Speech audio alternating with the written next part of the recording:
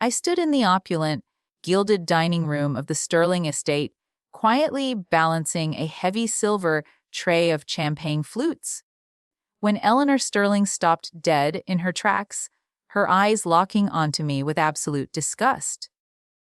In front of 50 of Boston's most elite, wealthiest socialites, she pointed a manicured finger at my face, called me a common, uncultured stray who didn't belong among civilized people, and ordered me to go eat scraps in the kitchen. She had no idea that the blood running through my veins outranked everyone in that room combined. And she certainly didn't know that her public cruelty was about to trigger a chain of events that would strip away her power, her status, and her dignity in a matter of minutes. Trust me, you won't believe what happens next. Where are you watching from? Drop your city in the comments below. The air inside the Sterling mansion was thick with the scent of expensive perfume, imported white truffles, and generational arrogance. It was the height of the autumn social season in Boston, and Eleanor Sterling's annual charity gala was the single most important event on the calendar.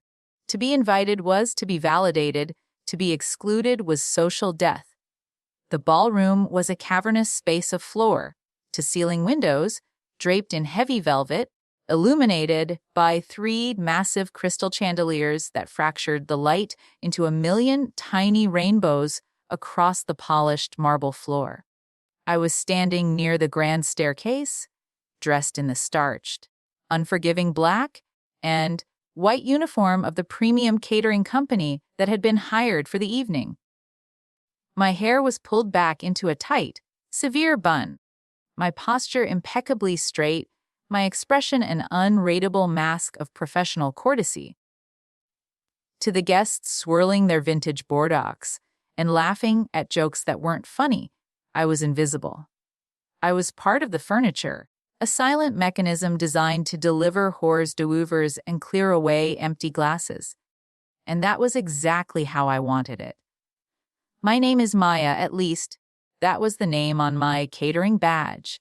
I was 22 years old, supposedly a struggling graduate student working 3 jobs to afford my tiny, drafty apartment in Somerville. The truth, however, was a secret I guarded with my life. I was born Her Royal Highness, Crown Princess Samara of the Kingdom of Kalen, a sovereign, fiercely independent nation renowned for its staggering natural wealth, ancient lineage, and terrifying global influence. I had spent my entire life suffocating under the weight of a crown I hadn't yet been given. Every footstep I took back home was shadowed by 6 heavily armed royal guards. Every word I spoke was recorded, analyzed, and scrutinized by the international press. My mother, the late queen, had been a gentle soul who was essentially crushed by the relentless, unforgiving pressure of the public eye. When she passed away, a quiet but profound rebellion took root in my heart. I didn't want to be a symbol. I didn't want people to bow to me just because of the family crest stamped on my passport. I wanted to know what it felt like to be valued for my mind, my work ethic, and my character. So, with the incredibly reluctant blessing of my father, King Tariq, I had assumed a false identity, crossed the ocean, and enrolled in an architecture program in Boston. I wanted to build things, not just rule them. For 2 years, my disguise had worked perfectly. I rode the crowded subway. I bought discount groceries. I worked long, grueling shifts for the catering company to maintain my cover. And through it all, I found a deep, abiding peace in my anonymity. But anonymity comes with a price. When you strip away the titles and the royal protection, you expose yourself to the raw, unfiltered cruelty of the world. And no one embodied that cruelty quite like Eleanor Sterling. Eleanor was the undisputed matriarch of Boston's high society. She was a tall, imposing woman in her late 50s, with ice-blonde hair that never moved, a face pulled tight by expensive surgeons, and eyes as cold and calculating as a winter storm. She was a gatekeeper in the truest sense, a woman who believed that a person's worth was determined entirely by their zip code, their bank account, and, most insidiously, their pedigree. She was a woman who spoke in polite microaggressions, masking her deeply ingrained prejudices behind thin veils of fake etiquette. I had been working at her estate all week, helping to set up for the gala, and I had endured her relentless, biting remarks. She had complained loudly about the changing demographics of the city while looking directly at me. She had mocked the accents of the kitchen staff. She had specifically requested that the catering manager keep the darker, skinned help away from the main VIP tables so as not to disturb the aesthetic of the evening. I had swallowed my anger, biting the inside of my cheek until I tasted blood, reminding myself that a princess does not lose her composure. Dignity under pressure was the first lesson my father had ever taught me. If you love stories about arrogant people getting exactly what they deserve, hit that subscribe button right now. You won't want to miss how this unfolds.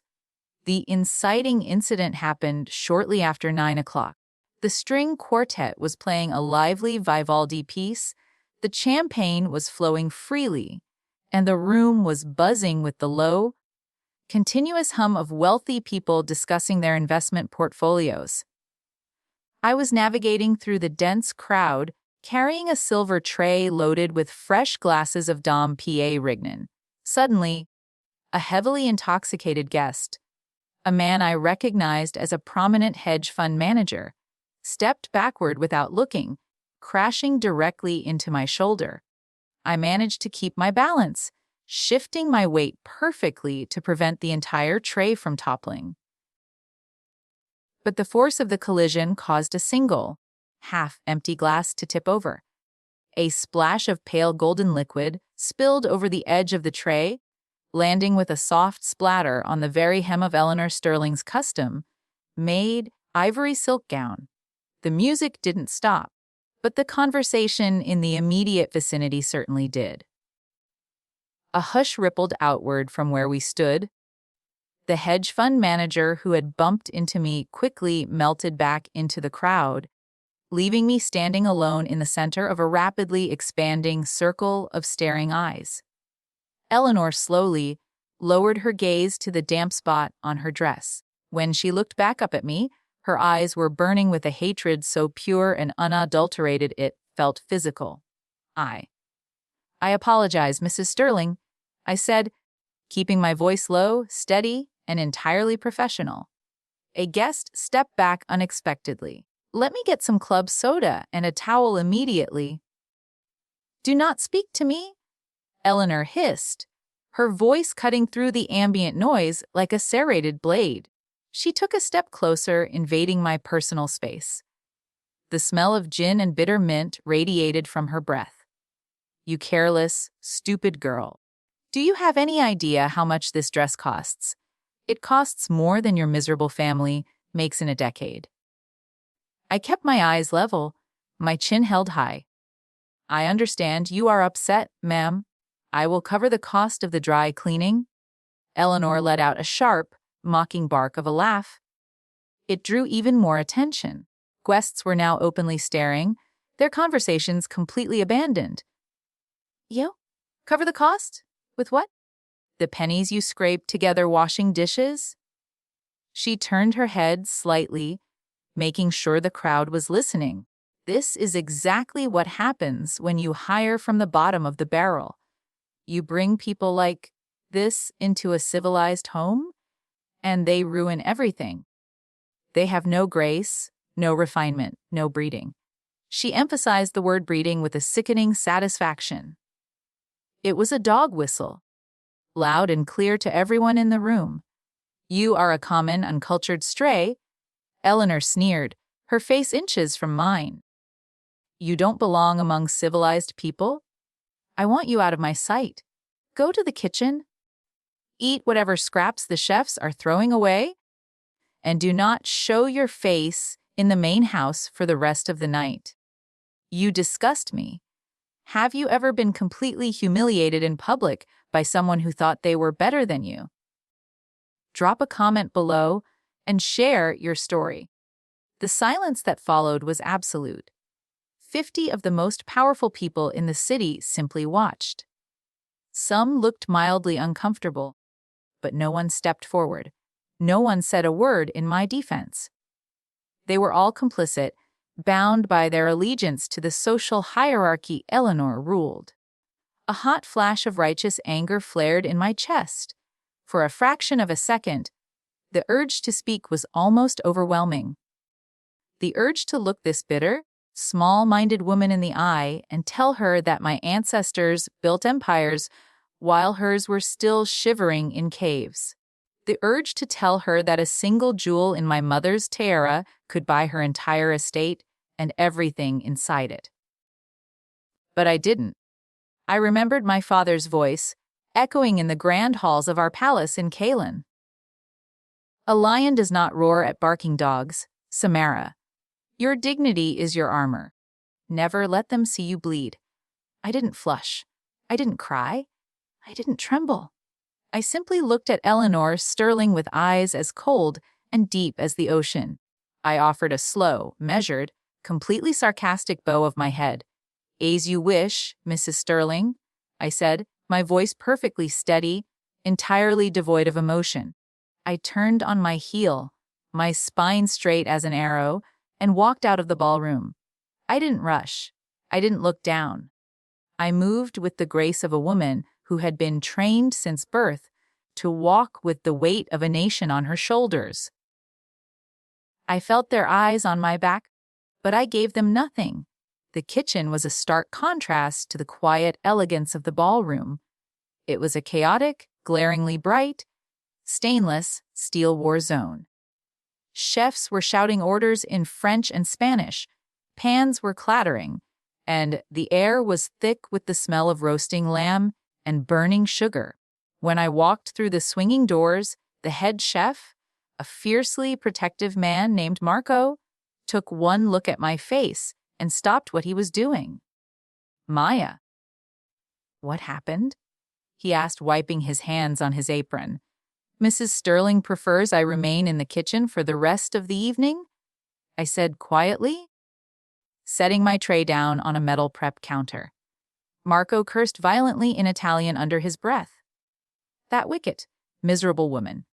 She did it again, didn't she? She needs someone to punch down on to feel tall. Don't let her get to you, Maya. You're better than her."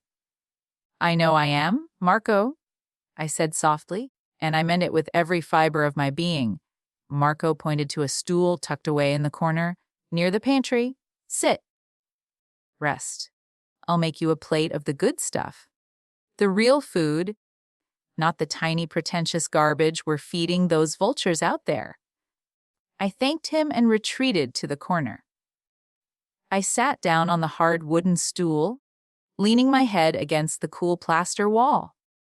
The adrenaline was finally beginning to fade, leaving behind a profound sense of exhaustion. I closed my eyes, letting the chaotic noise of the kitchen wash over me. I missed my home. I missed the warm, spice-scented air of Kaelin. I missed the towering marble columns of my family's estate, the sound of the fountains in the courtyard, and the deep, rumbling laugh of my father. I had wanted an ordinary life, and now I was experiencing exactly how ordinary people were treated by the powerful. It was a bitter, necessary lesson. As this seat taken, I opened my eyes. Standing in front of me was Julian Sterling. Julian was Eleanor's nephew, but he was nothing like his aunt. Where Eleanor was cold and rigid, Julian was warm, unassuming, and fiercely intelligent. He was a junior partner at a law firm that specialized in human rights, a career choice that constantly enraged his family. Over the past week of event preparations, Julian and I had crossed paths several times. He had never treated me like a servant. He asked me about my architecture books. He brought me coffee when I was working late. He looked at me, really looked at me, in a way that made my chest tighten. Tonight, he was wearing a meticulously tailored black tuxedo that made him look absurdly handsome. But his bow tie was already undone, hanging loosely around his neck. He looked completely out of place in the greasy, brightly lit kitchen, but he didn't seem to care. "Julian," I said, sitting up slightly, "you shouldn't be in here. The kitchen is for staff. The ballroom is suffocating, and the company is terrible," he replied, dragging over a plastic crate and sitting down directly across from me. He leaned forward, his dark eyes filled with genuine concern. "I saw what happened out there, Maya. I was on the other side of the room, and I couldn't get through the crowd in time. I am so deeply, incredibly sorry for my aunt. Her behavior is disgusting. You don't need to apologize for her," I said, keeping my voice neutral. "She made her character perfectly clear. It has nothing to do with me." Julian shook his head, a muscle jumping in his jaw. "It has everything to do with you. You didn't deserve that. You've been working tirelessly all week, and you have more grace in your little finger than everyone in that ballroom combined. I hate the way she treats people. I hate that she looks at someone like you and only sees a uniform. What does she see when she looks at you?" I asked quietly. Julian sighed, running a hand through his dark hair. "A disappointment. An hair who refuses to play the game. She wants me to marry a woman with the right last name, join a corporate firm, and spend my life worrying about the color of my neighbor's lawn." He looked up, his gaze locking onto mine with an intensity that made my breath catch. "But I don't care about any of that, Maya. I care about authenticity. I care about people who are real, and you are the most real person I've met in a very long time. If you're loving this story so far, and you want to see Eleanor get absolutely destroyed, this is where it gets good. Subscribe now." I looked away, staring at the scared metal of the prep table. My heart was hammering against my ribs. Julian saw me. He saw the woman beneath the catering uniform, just as I had always wanted someone to see me. But the irony was suffocating. I wasn't just Maya the caterer. I was Samara the princess. I was hiding just as much as Eleanor was, only my disguise was made of cheap fabric instead of expensive silk. "Julian," I started, my voice trembling for the first time all night. "There are things about me you don't know. Things I haven't been honest about." Before he could answer, the heavy wooden doors of the kitchen flew open with a violent crash. Eleanor Sterling stood in the doorway, her face pale with fury, her eyes scanning the busy kitchen until they landed on us. The entire room went dead silent. The chopping stopped. The sizzling pans seemed to quiet down. "Julian," she barked, marching across the tiled floor, her heels clicking like gunshots. "What in God's name are you doing in here? The governor just arrived, and you are hiding in the pantry with the help." Julian stood up slowly, positioning himself slightly between me and his aunt. It was a subtle, protective gesture that didn't go unnoticed by Eleanor. "I'm checking on Maya, Aunt Eleanor, since you decided to humiliate her over a spilled drink." Eleanor let out a sharp gasp of disbelief. "You are defending this nobody? After she ruined my gown?" She turned her venomous gaze onto me. "I told you to stay out of sight. Now you are distracting my nephew from his obligations. You are a parasite. You latch onto people above your station because you have absolutely nothing of value to offer the world." Julian stepped forward, his voice low and dangerous. "That is enough, Eleanor. Speak to her like that again, and I walk out of this house and never come back." Eleanor laughed, a cruel, mocking sound. "Oh, please, you're going to throw away your inheritance over a waitress? A girl who probably doesn't even know who her father is.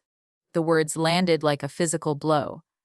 The silence in the kitchen was now heavy, suffocating, toxic. And then my smartwatch vibrated against my wrist. It wasn't a standard text notification. It was a long, continuous pulse, followed by two short bursts. It was a secure, encrypted signal. My heart stopped. I slowly turned my wrist and looked at the small screen. The message was simple, sent from the captain of the Royal Guard EAGLES Ledianji ETA 2 minuti. My father was here. King Tariq of Kalen was currently in the United States, addressing the United Nations General Assembly in New York. I hadn't expected to see him for another month. But my father had eyes and ears everywhere. His security detail monitored my location constantly, even from afar. He must have known I was working this event. He must have decided to surprise me, and he was arriving right now. I looked up from my watch. Eleanor was still ranting, threatening Marco, threatening the catering company, demanding that I be fired immediately and thrown out into the street. But I barely heard her. "Maya," Julian asked softly, noticing the sudden change in my posture. I didn't answer him. I stood up from the stool. I reached behind my head, pulled the pins from my hair, and let my dark, heavy curls fall down my back. I took off the cheap polyester catering apron, folded it neatly, and set it on the counter. "What are you doing?" Eleanor demanded, her eyes narrowing. "You don't get to quit. I am firing you!" "You didn't want to know," I said, my voice eerily calm. The acoustics in the kitchen seemed to carry the quiet authority in my tone. "Excuse me." Eleanor snapped. "You didn't want to know," I repeated, stepping around the counter. "You chose cruelty when kindness cost you absolutely nothing. You looked at a uniform and assumed you understood the value of the person wearing it." Before Eleanor could spit out a reply, a strange sound began to bleed into the kitchen from outside. It started as a low, synchronized rumble, a deep, powerful vibration that rattled the heavy pots hanging from the ceiling. Then came the lights.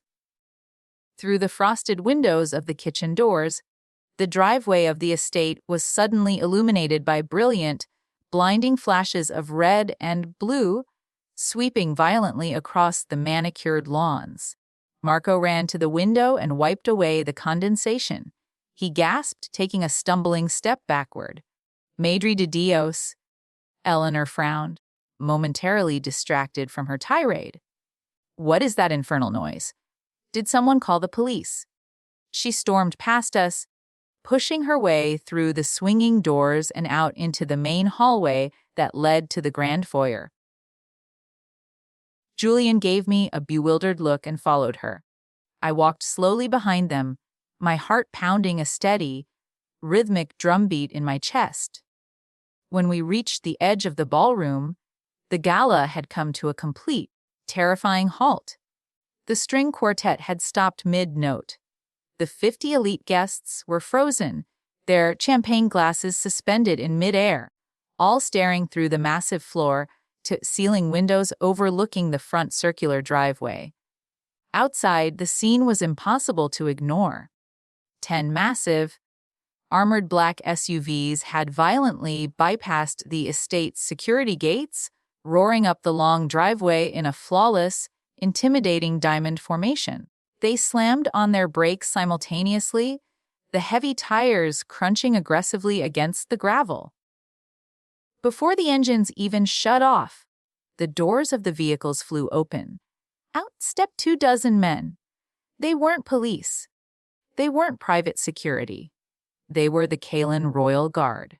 They were dressed in immaculate, terrifyingly formal uniforms, deep midnight navy with brilliant scarlet accents, gold braiding crisscrossing their chests, and heavy ceremonial sabers at their hips, accompanied by very modern, very visible automatic weapons slung across their backs. The guests inside the ballroom began to panic, murmuring in terrified confusion. Eleanor stood at the front of the crowd, her face completely drained of color, her hands trembling as she clutched her ruined silk gown. What is the meaning of this? Eleanor stammered, looking around wildly. Who are these people? Call the mayor! The heavy mahogany front doors of the Sterling estate were pulled open from the outside by two towering guards. They didn't knock. They didn't ask for permission. They simply took control of the space. Through the open doorway stepped a single figure, King Tarik of Kaelin. My father was a man of terrifying presence. He was tall, broad-shouldered with silver hair at his temples and a beard perfectly trimmed. He was wearing a dark, bespoke charcoal suit, but draped heavily over his shoulders was the ceremonial cloak of our kingdom, woven with real gold thread. He exuded an aura of absolute, unquestionable authority. The air in the room literally seemed to grow heavier as he crossed the threshold. The guests instinctively parted for him like the Red Sea. No one breathed. No one moved. Eleanor, realizing she was in the presence of a global head of state, immediately tried to pivot into her role as the gracious hostess, though her voice shook violently. Your Majesty? Eleanor stammered, stepping forward and attempting a clumsy, deeply awkward curtsy. We had no idea you were in Boston. The Sterling family is deeply honored by your unexpected arrival. How may we serve you? King Tarik didn't even look at her. He didn't acknowledge her bow. He didn't blink. He walked straight past Eleanor Sterling as if she were nothing more than a ghost, a piece of irrelevant furniture occupying his path. The silence in the room was deafening. Eleanor froze, humiliated, her hand outstretched to empty air. My father's dark, piercing eyes swept the room once, twice, and then they found me. I was standing at the edge of the crowd, still wearing the black trousers and white shirt of the catering uniform, my hair cascading over my shoulders.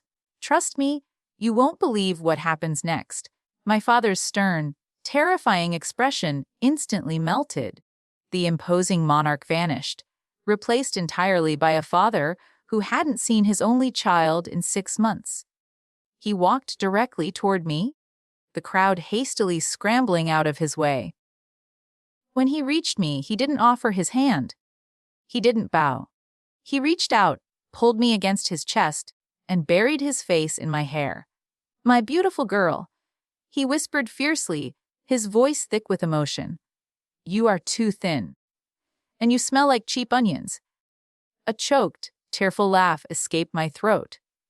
I wrapped my arms around his broad shoulders, breathing in the familiar scent of sandalwood and old parchment.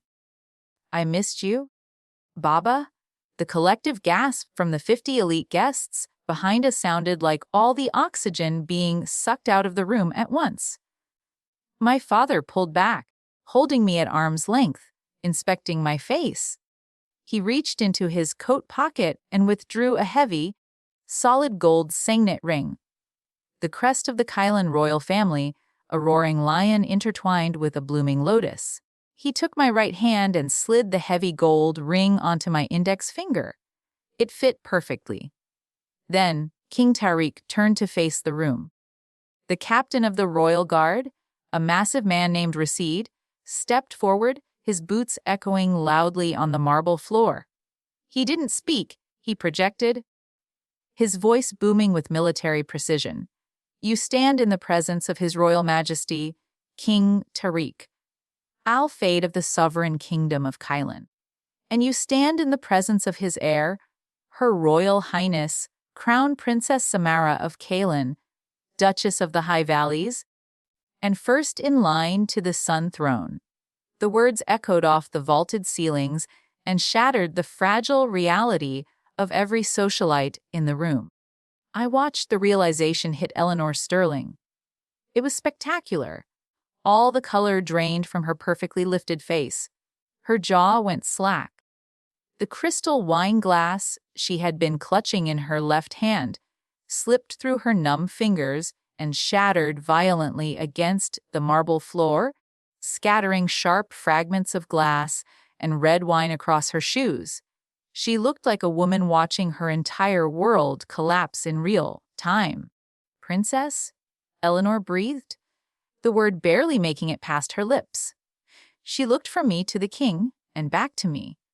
Her eyes were wide, darting wildly, desperately trying to compute the impossible mathematics of what she had just done. She had banished a ruling monarch to the kitchen to eat scraps.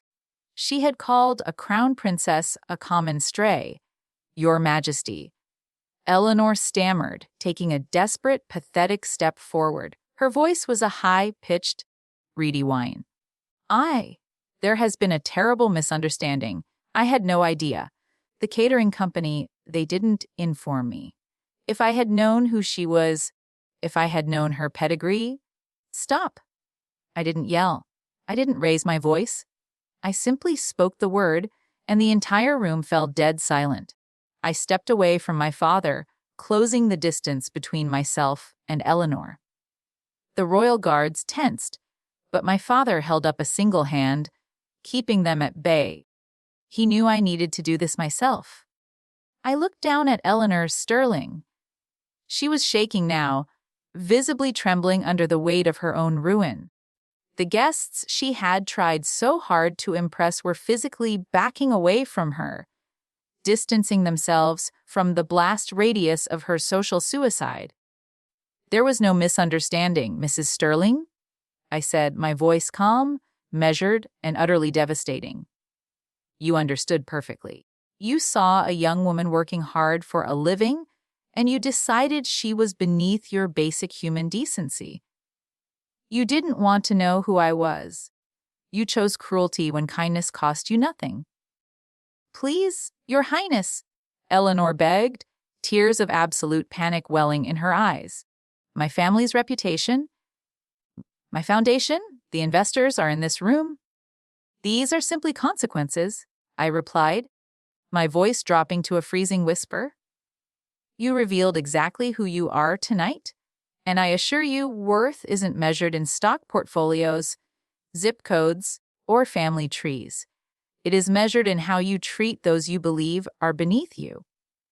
I held up my hand, the heavy gold signet ring catching the light of the crystal chandeliers. "You told me I was uncultured. You told me I had no grace. But the difference between you and me, Eleanor, is that my dignity does not require your humiliation to exist." I didn't wait for her to respond. I turned my back on her completely. It was the ultimate dismissal. In royal etiquette, turning your back on someone is the highest form of social erasure. You cease to exist. As I turned, my eyes met Julian's. He was standing near the staircase, staring at me in absolute shock. The woman he had been defending in the kitchen was a sovereign heir. But as I looked at him, I didn't see the fear or the fawning deference that was infecting the rest of the room. I saw awe. I saw the same kind, intelligent man who had offered me a seat in a greasy kitchen when the world was telling me to disappear. I walked over to him.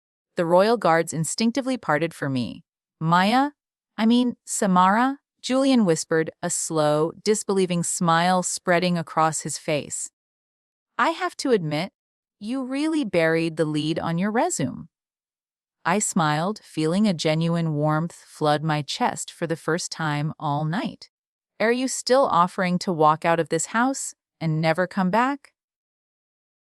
Julian looked at his aunt, who had collapsed into a chair, openly sobbing as her guests hastily called for their coats and cars, fleeing the poisoned event.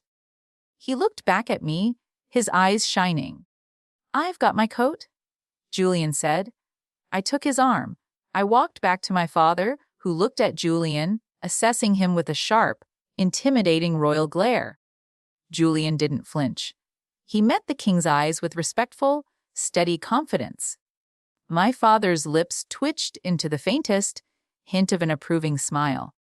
Surrounded by the heavily armed royal guard, my father, Julian, and I walked out the grand mahogany doors of the Sterling estate, leaving Eleanor crying alone in the ruins of her shattered empire, surrounded by broken glass and spilled wine. We didn't look back. 2 years later, the air in Kylan was warm and scented with jasmine. I stood on the massive stone balcony of the royal palace, looking out over the glittering, sprawling city below. I was wearing a crown of woven gold, my royal robes heavy but comfortable against my shoulders. I was no longer hiding. I was learning to rule, using my architectural background to design sustainable housing projects for the outer provinces of my kingdom. Strong arms wrapped around my waist from behind. I leaned back into Julian's chest, smiling as he pressed a kiss to the side of my head. He had moved to Kylan, opening a branch of his human rights law firm in the capital city. He was loved by my people, respected by my father, and entirely devoted to me. News from Boston occasionally reached us. Eleanor Sterling's downfall had been absolute. After the gala, the investors pulled their funding from her husband's hedge fund. Her charities dropped her from their boards, unwilling to be associated with a woman who had publicly insulted an allied global monarch. Her massive estate was quietly sold to cover mounting debts, and she had retreated to a small, isolated condo in a lesser suburb, completely exiled from the society she had once ruled with an iron fist. She had lost exactly what she valued most: her status. It wasn't revenge. It was gravity. We live in a world that constantly tries to tell us our worth is tied to the clothes we wear, the titles we hold, or the amount of money in our bank accounts. But true worth exists entirely independent of recognition. The right person, the right people, will see your value long before the world puts a crown on your head. Cruelty always reveals the perpetrator, never the victim. When people try to make you feel small, it is only because they are terrified of their own insignificance. True victory isn't found in petty revenge or shouting matches. True victory is maintaining your dignity, keeping your heart open, and living a beautiful, authentic life. Have you ever had a moment where you had to choose between stooping to someone's level or walking away with your head held high? How did you handle it? Drop a comment below and share your story. Don't forget to hit that subscribe button for more stories about karma, redemption, and knowing your true worth. Until next time, remember, your story isn't over yet. Keep your crown high.